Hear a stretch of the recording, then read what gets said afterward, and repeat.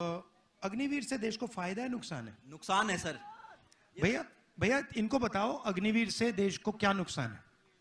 Sir ये आप लोगों की सुरक्षा के साथ खिलवाड़ हो रहा है। ये कोई 4 साल की नौकरी मात्र नहीं है, ये देश की सुरक्षा के साथ खिलवाड़ किया जा रहा, आप लोगों की सुरक्षा के साथ खिलवाड़ किया जा रहा।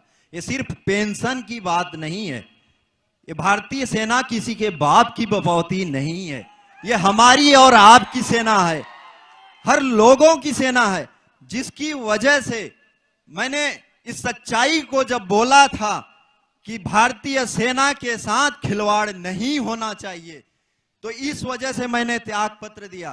लेकिन उन्होंने बोला ये चीजें मान्य नहीं है, इस चीज को दबाया गया। अच्छा मुझे एक बात बताइए,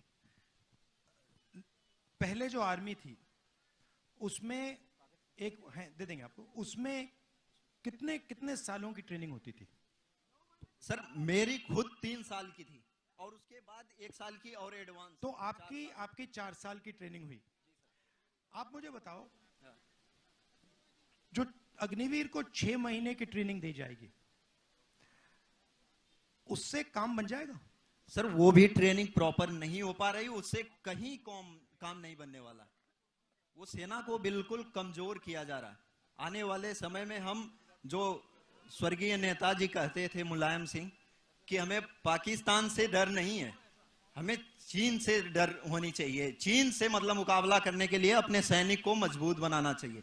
लेकिन ये लोग अभी हमें ऐसा कमजोर कर देंगे कि आने वाले समय में पाकिस्तान से भी मुकाबला करने में सोचना पड़ेगा, अगर ऐसी व्यवस्था लाई गई तो देखिए, पहले क्या था, पहले लाखों युवा सुबह उठ के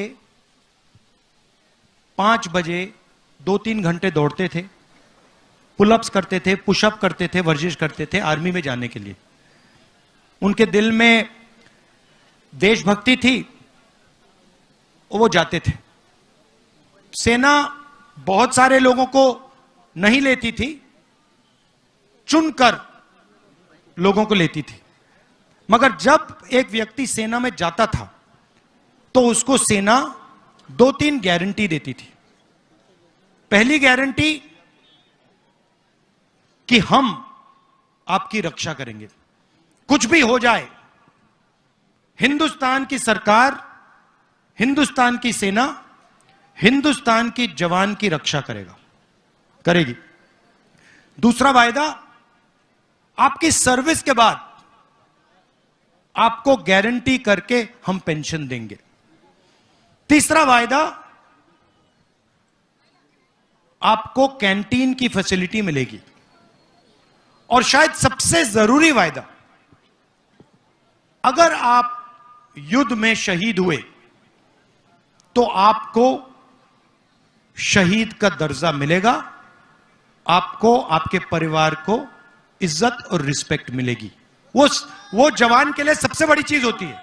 आप उसको कुछ मत दो, आप उसको पेंशन मत दो, कैंटीन मत दो, कुछ मत दो। हिंदुस्तान के सैनिक को आप सिर्फ शहीद का दर्जा दो, वो जिंदगी दे देगा। अब इन्होंने क्या किया, अग्निवीर लाए। चाइना के सैनिक 3, 4, 5 साल की ट्रेनिंग करेंगे, उनको पेंशन मिलेगी, उनको कैंटीन मिलेगी, उनको बाद में रोजगार मिलेगा।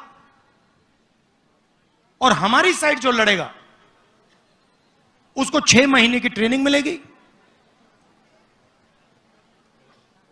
और उसको कहा जाएगा कि भैया देखो आप अग्निवीर हो, आपके साथ ये लड़ रहा है, ये अग्निवीर नहीं है। अगर आप शहीद हो गए तो आपको ना पेंशन मिलेगी, ना शहीद का दर्जा मिलेगा, और आपके साथ ये जो लड़ रहा है अगर ये शहीद हो गया तो इसको हम पेंशन देंगे, इसकी हम रक्षा करेंगे, इसको शहीद का दर्जा मिलेगा। मतलब इन्होंने हिंदुस्तान में पहली बार 2 तरीके के शहीद बना दिए। एक जिसको शहीद दर्जा मिलेगा और दूसरा जिसको रिस्पेक्ट, आदर, शहीद का दर्जा नहीं मिलेगा।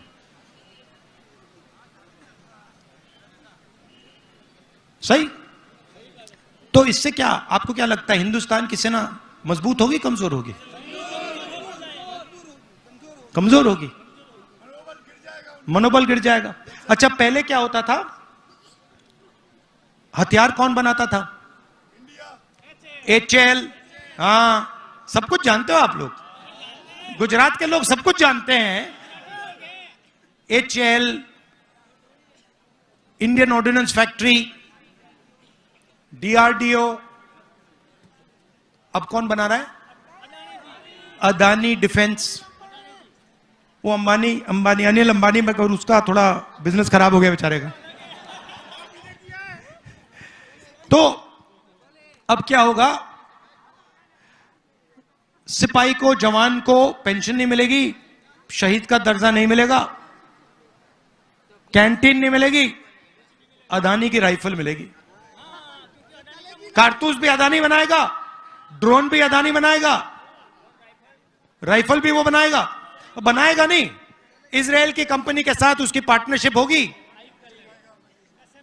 असेंबल करेगा, थोड़ा सा पैसा वो लेंगे, थोड़ा सा पैसा ये लेगा, और हिंदुस्तान का जवान बिना ट्रेनिंग के शहीद होगा। तो ये है इनकी सोच। इसका बहुत जबरदस्त नुकसान होने वाला है। अभी जनता को समझ नहीं आ रही बात, इससे बहुत भयंकर नुकसान होने वाला है सेना का और हिंदुस्तान का।